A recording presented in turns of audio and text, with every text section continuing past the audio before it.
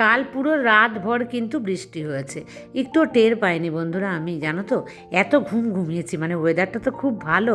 Weather ভালো হলে আমাদের সবারই ভীষণ ভালো ঘুম হয়। আর ওদিকে কিন্তু রাতেও তাড়াতাড়ি আমি ঘুমিয়ে পড়েছি। আর প্রচুর বৃষ্টি সব জায়গাতে এখন হচ্ছে, কারণ মনে হচ্ছে নিম্নচাপ এসছে, তো সেই জন্য। আর আমার যে বছর বিয়ে হয় সেই বছর জানো তো বন্ধুরা, টানা, মানে অনন্যা জানবে, সেই বছর টানা প্রায় 7 থেকে 8 দিন কিন্তু এক নাগাড়ে বৃষ্টি হয়েছে, একটুও বৃষ্টি কমেনি। আর সেই সময় এই যে সুন্দর ওয়েদারে কি মনে হয়, নতুন যাদের বিয়ে হয় মনে হয় না খুব গল্প করি পার্টনারের সাথে, থাকি, মানে সময়টা কাটাই, কিছু ভাজাপুরি খাই। তবে আমি কিন্তু একদমই ওই দিনটা পাইনি, কারণ আমার হাজব্যান্ড তো আমার কাছে থাকতো না, বিয়ের 15 দিন পর আমাকে ছেড়ে চলে গেছে। আমি এত সুন্দর ওয়েদারে শুধু বিছানায় শুয়ে শুয়ে কান্না করতাম, যে আমি মানে আমার হাজব্যান্ডের সঙ্গে তো ফোনেও কথা বলতে পারতাম না। আর বন্ধুরা, কে কে বলতে পারো এই ফুলটার নাম কি? ছোট্ট ছোট্ট ফুল, একদম মরিয়াল গাছটা, জানো তো। আমার মানে মতন এত তাগড়া তুগড়া একদমই নয়, এ খুবই দুর্বল। যাই হোক, তবুও এর মধ্যে একটু ফুল দিচ্ছি আর দেখাচ্ছি। ওই দিকে কত বাড়িঘর দেখতে পাচ্ছ। আর আমি কিন্তু দিঘির একটা পাড় দিয়ে থাকি, মানে আমাদের এখানে যে জলাশয়টা সেটার নাম হচ্ছে দিঘি। তো এই দিঘির দিকে কোনো লোকজন নেই, কিন্তু এই পাশটা দেখেছো কত ঘনবসতি। আর আমাদের এখানে সবারই ছোট ছোট বাড়ি, দুই একজনেরই একটু বড় বাড়ি আছে, বাদবাকি সবারই কিন্তু আমার মতনই পুচকু পুচকু বাড়ি। তো যাই হোক, আর যেটা বলছিলাম বন্ধুরা, দিয়ে ওই আমার হাজব্যান্ড তো আর আমাকে ফোনও করতে পারতো না, আমাদের তো কোনো ফোনই ছিল না। ও কবে হয়তো সপ্তাহ, মানে এক সপ্তাহ পর একদিন আমার সাথে ল্যান্ড ফোনে কথা হতো। আর আমি কি কান্না করতাম শুয়ে শুয়ে। আবার কেউ যদি দেখতো তাহলে তো লজ্জা পাবো, সেই জন্য কিন্তু আবার লুকিয়ে, মানে বালিশের মধ্যে মুখ গুজে আমি কান্না করতাম, মানে মিস করতাম আমার হাজব্যান্ডকে। কারণ হাজব্যান্ডকে যারা শ্বশুরবাড়িতে ভালো লাগে না, যত ভালো শ্বশুরবাড়ির লোকজনই হোক না কেন, তাই না? আর একদম কচি, মানে মাত্র 15 দিন বিয়ে হয়েছে, তুমি ভাবো, তারপরে চলে গেছে। সেই মেয়েটার কীরকম মনের অবস্থা হয়। আমি তো বলেছি আমার মেয়েকে আমি কোনো দিন এরকম মানে ছেলের সঙ্গে বিয়ে দেবো না, যে আর কি, মানে যার স্ত্রীকে একদম সদ্য রেখে চলে যায়। আর ডিফেন্সের লোকরা প্রত্যেকেই সদ্য বউ রেখে যায়, খুব কম লোকই সাথে সাথে নিয়ে যেতে পারে। তো সেই কারণে কিন্তু আমার একদমই পছন্দ নয়। তবে যাই হোক বন্ধুরা, জানো তো, তারপরে যখন প্রচুর মানে বৃষ্টি এরকম 7 দিন 10 দিন হলো টানা, তারপরে কিন্তু বন্যা চলে আসলো, জানো তো। আর আমার বাবার বাড়ির দেশে কিন্তু বন্যা হয়, তবে আমার শ্বশুর বাড়ির দেশে কিন্তু বন্যা হয় না। মানে 2000 সালের বন্যাতেও কিন্তু বন্যা হয়নি আমার শ্বশুর বাড়িতে। তাহলে বুঝতে পারছো ওখানে কত উঁচু জায়গা, ওখানে টিউবওয়েল বসানো ভীষণ কঠিন একটা ব্যাপার আর কি, মানে জল উঠতেই চায় না। আর আজকে দেখো আমি গাজর আর হচ্ছে আমলকি দিয়ে জুস করছি, কারণ বিটরুট বেশি খাওয়া ভালো নয়, ডক্টর বলেছে অতিরিক্ত পরিমাণে যেন না হয়। সপ্তাহে 2 থেকে 3 দিন বিটরুট খাবে, আর বাদবাকি গাজর আর আমলা খেতেই পারে প্রত্যেক দিন। তো যাই হোক, মাঝখানে মাঝখানে আমি গ্যাপ দিচ্ছি অবশ্য, দিয়ে আজকে আমি এটা বানিয়েছি। তো মেয়েকে কিন্তু তার আগে বলিনি, আমি জল দিয়ে দিয়েছি খেতে। মেয়ে জল খেয়ে আবার দেখেছো মুড়ি দিয়ে শুয়ে আছে, এসি চলছে না কিন্তু এখন, কারণ ওয়েদার এত ঠান্ডা হয়ে গেছে। অনেক ডাকছি, বাবুমশাই ওঠো ওঠো ওঠো, সে আর আঁখি খুলতে পারছে না। বলছে প্লিজ আমাকে ক্যামেরাটা এখন অন করো না মাম্মাম, তুমি পুরো ক্যামেরা আমার মুখের সামনে নিয়ে চলে এসছো। আমি বললাম না একটু দেখাই না সবাইকে, যে তুই ঘুম থেকে যে উঠতেই চাস না, আমি কতবার ডাকার পর তুই উঠিস। তো যাই হোক, মেয়েকে খাইয়ে দিয়েছি আর আমিও জল খেয়ে নিয়েছি। এবার লেগে পড়ি কাজে আমি।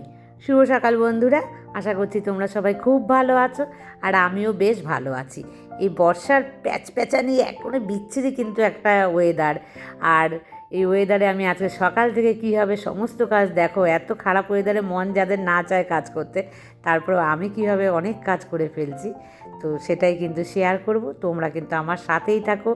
আর আজকে জানো তো হেনা আসেনি, কারণ বৃষ্টি হচ্ছে, সেই জন্য হেনা আসেনি। আমি অবশ্যই হেনাকে আর ফোনও করিনি, যে ঠিক আছে হেনা, মানে আমি অপেক্ষা করি যদি আসে তো আসবে, আর যদি না আসে তো আমি আর ফোন করব না। তো মানে হেনাকে ছাড়াই আজকে সারাটা দিন আমার নিজের উপরে আমি দায়িত্ব নিয়ে সমস্ত কাজ আমি করব। আর মেয়ে এখন ঘুমোবে, সেই মেয়ে কি বলছে জানো তো, যখন আমি মানে ভিডিও করলে কি হয়, লাইট জ্বালাতে হয় তো অনেকগুলো, এত লাইট কেন জ্বালিয়েছো? আমি বললাম ভিডিও করছি, তাড়াতাড়ি প্লিজ ভিডিও বন্ধ করো, আর না হলে মাম্মাম আমি যখন উঠবো তুমি তখন ভিডিও করো। বললাম তুই আজকে আর উঠবি না, তুই আজকে সারাদিন এমনি ঘুমিয়ে থাকতে ভালোবাসিস, তারপরে ওয়েদার এত ভালো, মানে জেগে থাকলেও উঠতে চায় না, জানো তো বন্ধুরা। আর আমি তোমাদেরকে বলে নিই, এই সমস্ত কাজ করার পর কিন্তু আমি না মানে অফ ক্যামেরাতেই মুড়ি আর চানাচুর খেয়ে নিয়েছি। মানে সকালবেলা তোমরা আমাকে বকবে বলে আমি আর তোমাদের সাথে সেটা শেয়ার করিনি। তো যাই হোক, মাঝে মাঝে হয়ে যায় না এরকম, কী করবো, আর পারি না বন্ধুরা আমি এই বয়সে আর কন্ট্রোল করতে, একটু একটু লোভ হয় আজে বাজে খাওয়ার জন্য। তো খেয়ে নিয়েছি। আর এই দুটো হচ্ছে মেয়ের জন্য, মেয়ে কিচ্ছু খাবে না। তো দেখো দুটো ডিম অন্তত একসাথে করে দিই। তো ডাক্তার বলেছে 2, 3, 4টে ডিম অবধি দেওয়া যাবে আমার মেয়েদের বয়সী, যাদের বয়স তাদের। তো 4টে ডিম আমি কখনোই দিই না, 2টোও আমি দিই না। শুধুমাত্র কিচ্ছু না খেলে তখন আমি সেই ক্ষেত্রে কিন্তু 2টো ডিম আমি দিই। তবে আমার মেয়ে কিন্তু এই বয়েল যে ডিম একদম পছন্দ করে না খেতে। আমি জোর করে এটা কিন্তু এখন দেবো, তার সাথে একটু বেদানা। আর এখনকার বেদানাগুলো রং দেখেছো কি বিচ্ছিরি না রঙগুলো, তবে মিষ্টি কিন্তু মুখে দিলে পরে লাগছে। তো যাই হোক, আমি মেয়েকে টেবিলে রাখি আর মেয়েকে ডাকতে থাকি যে আয় আয় আয়, কারণ মেয়ে চাইবে ওকে নিয়ে গিয়ে আমি ঘরে দিই। ডিম তো সেই জন্য আমি বলেছি ওখানে খাওয়া যাবে না, এখানেই খেতে হবে। আর সেদিন বাড়ি থেকে 1 কিলো 400 গ্রাম একটা কাতলা মাছ রেখেছিলাম, তো তার পেটে তো একটু ডিম হয়েছিল, দেখো পেটগুলো কিন্তু একটু পাতলা পাতলা হয়ে গেছে। আর রান্নাবান্না তো চলে আসলাম আগে চটপট, তারপরে গিয়ে বাদবাকি অনেক কাজ করব। কিন্তু সাথে থেকো বন্ধুরা, তোমরা আমার স্কিপ করো না, আর লাইক করো বন্ধুরা তোমরা আমাকে। তোমরাই দেখো কি মনটা খারাপ হয়ে যায় যে এত ভালোবাসো তোমরা আমাকে, হয়তো তোমরা লাইক দিতে চাও না। প্লিজ একটা লাইক দিও আমাকে তোমরা, তোমাদের কাছে আমার রিকোয়েস্ট। আর দেখো ওল দিয়ে, মানে অল্প ছিল ওলটা, ওলটা না একটু বেশি এনেছিলাম জানো তো, ফ্রিজে রেখে রেখে দেখলাম শুকিয়ে শুকিয়ে কমে গেছে, তাই একটা মানে আলু আবার দিলাম ওর মধ্যে। আর ওলটা ভালো জাতের, অল্প একটু বয়েল করতেই আমি দেখলাম যে ওলটা কিন্তু বেশ ভালো নরম হয়ে গেছে। চিংড়ি মাছ দিয়ে খাবো বলে রেখেছি, কিন্তু চিংড়ি মাছ আর মানে কপালে হলো না, তো এটা দিয়েই বানিয়ে নিচ্ছি। কারণ মেয়ে বলে কি আমাকে জানো তো, ওই আলু দিয়ে করলে পরে যে মাম্মাম রোজই না একঘেয়েমি হয়ে যাচ্ছে মাছের ঝোল। তা ভাবলাম ওলটা খা, ওলটা তো খাস নে। তো বললো আচ্ছা ঠিক আছে। আর এটা হচ্ছে কাতলা মাছের মাথা, যে ওই 1.5 কিলো মানে 1 কিলো 400 যে মাথা ওটাই কিন্তু। আর এই দেখো মুন, এটা কিন্তু আমি 5 ফোড়ন দিচ্ছি। এর আগের দিনও বলেছিল যে দিদিভাই 5 ফোড়ন দিলে সবজির মধ্যে ভালো লাগে জিরে না দিয়ে। আমি কিন্তু জিরে দিইনি, 5 ফোড়নই দিয়েছিলাম। ক্যামেরাতে মনে হচ্ছিল ওটা জিরে, কারণ ও যখন আমাকে বললো তারপরে আমি আবার দেখলাম যে আমি জিরে না 5 ফোড়ন দিয়েছি। আমি যে না 5 ফোড়ন তো আমি ঢাললাম, তো 5 ফোড়নই দিয়েছি, কিন্তু দেখতে লাগছিলো জিরের মতো, তাই মুনও হয়তো ভেবেছে যে ওটা জিরে দিয়েছি। আর এটা কি রান্না করলাম বলো তো, হয়েও গেল, চাল কুমড়োর ঘন্ট করেছি মাছের মাথা দিয়ে। মানে মেছো না, চৈতালি কি আর সাধে আমাকে বলে মেছো বিড়াল? একদমই বন্ধুরা, তোমরা কারা কারা আছো আমার মতন এরকম সব কিছুর মধ্যে? মনে হয় যেন আলু ভাজা তো মানে মাছ দিয়ে দিলে খেতে পারবো, মানে খাই না, মানে ওই রকম ভালোবাসার লেভেল আর কি, যে এত মেছো আমি। কাল আমাকে নিতা দিদিভাই বলেছিল যে কত নাম্বারে আমি লাইক দিলাম সেটা একটুখানি জেনে বলতে। দেখো দিদিভাই, ওইভাবে নাম্বারিং তো এখানে করা যায় না, তবে তুমি 4 কি 5 এরকম সময় আমাকে লাইকটা তুমি দিয়েছিলে। তো কেন কি হয়েছিল তুমি বলেছিল পরে জানাবে, তো আমাকে প্লিজ জানিও কিছু একটা হয়েছে কি না, আমি বুঝতে পারলাম না যে কেন তুমি আমাকে জানতে চাইলে। আর অনেক সময় কি হয়, আমি যদি অনেক পরে দেখি না যে তোমাদের কমেন্ট, তখন আমি সেই ক্ষেত্রে কিন্তু বুঝতে পারি না। আর যদি আমি সাথে সাথে দেখি বা মানে একটু আগে আগে দেখি, তখন কিন্তু আমি একদম মানে ভালোভাবে বুঝতে পারি যে তোমরা কত নাম্বারে লাইকটা দিলে। তবে কালকে খুব ব্যস্ত থাকাতে আমি কিন্তু প্রথম দিকটাতে দেখতে পাইনি, তো সেই কারণে নাম্বারটা আমি তোমাকে ঠিক করে বলতে পারলাম না। যাই হোক, কী হয়েছে জানিও, আমি কিন্তু খুব মানে উৎসুক হয়ে আছি যে কী হলো, দিদিভাই হঠাৎ করে এরকম কথা কেন আমাকে লিখলো, যে কিছু হয়েছে কি না, জানতে পারলে আর কি ভালো লাগবে। আর স্বপ্না জানতে চেয়েছিল যে আমার হাজব্যান্ডের চোখ কেমন আছে। আমার হাজব্যান্ডের চোখের কথা কি বলবো বন্ধুরা, তোমাদের সবাইকেই বলি স্বপ্নার সাথে সাথে। আমি জানি আমার হাজব্যান্ডের চোখ কিন্তু একদমই ভালো নয়, কারণ ও ট্রিটমেন্টে আর নেই। এখান থেকে মেডিসিন নিয়ে গেছে, মেডিসিন শেষ হয়ে গেছে। ও বেশি করে মেডিসিন নিয়ে যায়নি, কারণ ওখানে মেডিসিন পাওয়া যাবে না, এটাই স্বাভাবিক। কিন্তু সে কথা আমার শুনলে না, সে যা ভালো বোঝে সে করেছে, বলছে যে না ওষুধ তো শেষ হয়ে গেছে, বাড়ি যাব গিয়ে আবার ওষুধ নেব। তো আমি তো বলেছিলাম ওকে যে তুমি নিয়ে যাও ওষুধ এমনভাবে, কারণ তুমি তো থাকবে না, মানে এখানে তো থাকবে না, সে কারণে ওষুধ ওখানে পাওয়া যাবে না এখানকার ওষুধ। কিন্তু শোনেনি বন্ধুরা আমার কথা। তো এই অবস্থা, চোখ আর কেমন থাকতে পারে যদি ট্রিটমেন্টের মধ্যে না থাকে, তো চোখ যেমন থাকার আর কি সেরকমই থাকে। সে কখনোই আমার সাথে কিন্তু এই বিষয়ে, মানে ওর সাথে আমার এই বিষয়ে কখনোই মতের মিল হয় না। ও নিজের চোখ এতটা গাফিলতি করছে, আমার কিন্তু খুব চিন্তা হয়। আর কি করব, চিন্তা করে তো কোনো লাভ নেই, সে যেটা ভালো বোঝে সে সেটাই করবে। তো এই অবস্থা আমার তো, মানে স্বপ্না বলেছে আমাকে, তারপরে আমি ওকে জিজ্ঞাসা করলাম, দিয়ে ও আমাকে বলল। আমি আর ওকে কিচ্ছু বললাম না, যা বলার আমি এখানে ভিডিওতে বলে দিলাম। সে কিন্তু ভিডিওতে শুনে নেবে যে আমি, মানে তাকে সরাসরি যেটা বলতে পারিনি এই ভিডিওর মধ্যে আমি সেটা বলে দিলাম।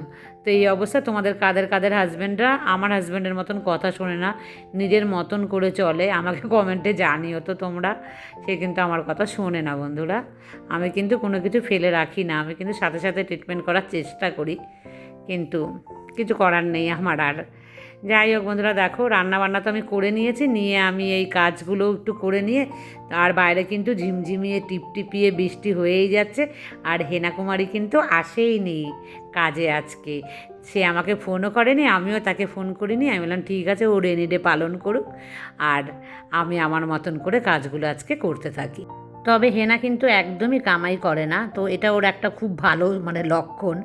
আগে যে হাউস হেল্পার ছিল আমার খুব কামাই করতো, তালবাহানা করতো প্রচুর।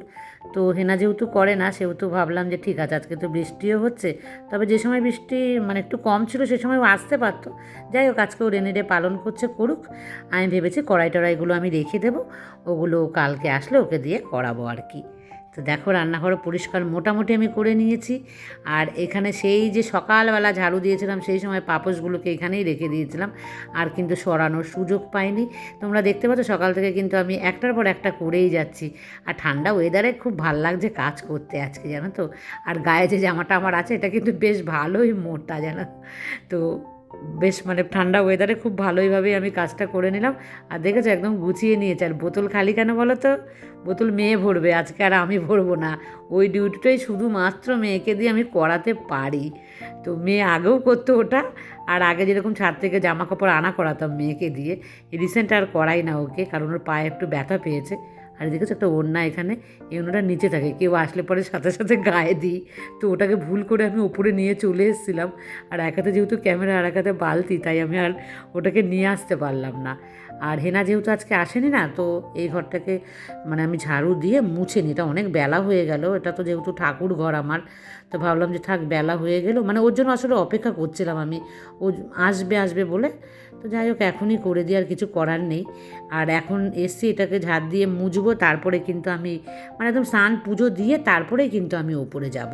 তো সেই কারণে সেটা মানে প্ল্যান করেই আমি এভাবে আসি। আর দেখেছো কত পাতা পড়ে আছে এখানে, প্রচুর হাওয়াও দিচ্ছে আমাদের এখানে। তোমাদের ওখানে কাদের কাদের মানে বৃষ্টি হচ্ছে প্রচুর পরিমাণে? আমাদের নদিয়াতে তো খুব বৃষ্টি হচ্ছে, কলকাতাতেও খুব বৃষ্টি হচ্ছে। আর আমার অনেক বন্ধুরা আছে, তারা সব কোথায় চলে গেলে, তোমরা কিন্তু আর আমাকে কেউ কমেন্টস করছো না। তোমাদের সবাইকে কিন্তু আমি মিস করছি, মানে একটা দুটো নাম নয়, প্রচুর নাম, যে আমি কার নাম বাদ দিয়ে কার নাম বলবো।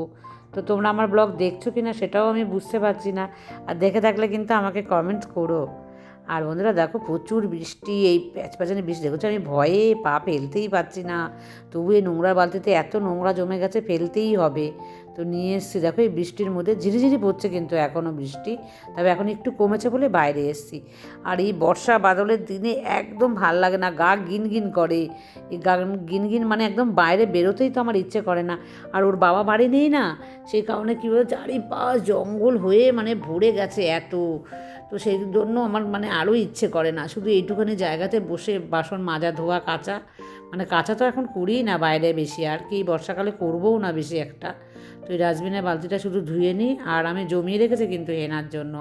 দেখি হেনা সকালে আসে নাকি বিকেলে আসে, বৃষ্টি তো মানে একটু পড়া কমেছে আর কি। আর এই দেখো আমি দেখাই, লুনা দিদিভাই বলেছিল, তো দিদিভাই আর আমাকে কমেন্ট করে না। এই দেখো কুমড়ো গাছ কোথায় হয়েছে জানো, ওই পাঁচিলের ফাঁকা দিয়ে বেরিয়েছে ছোট্ট একটা গাছ, কি সুন্দর হয়েছে না, হেনাই দড়িটা দিয়ে বেঁধে দিয়েছে এখানে। এই যে কারি পাতা গাছ, শিউলি গাছ এখান দিয়েই উঠবে আর কি। এর আগে চাল কুমড়ো গাছটা উঠেছিল না, তোমরা দেখেছিলে কত হয়েছিল।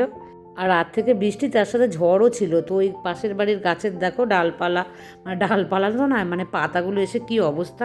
আমি আর যাচ্ছি না পরিষ্কার করতে, আছাড়কে যদি পড়ি। অনন্য আগের দিন আমায় বলছিল যেরকম ভেজা পায়ে যাস না, চপ্পল পরে স্লিপ কাটলে, একদমই সেই ভয়ে আমি আর কিচ্ছু করব না। আর এখন স্নান পুজো দিয়ে আমি তারপর যাব ওপরে গিয়ে ভাত বসাবো। আর দুপুরে তো ওলের ডালনা আর দেখে চাল কুমড়োর সবজি এটা দিয়েই খাবো। আর ততক্ষণে ব্লগটা অনেক বড় হয়ে গেছে। আবার দেখা হবে নেক্সট ব্লগে। টাটা।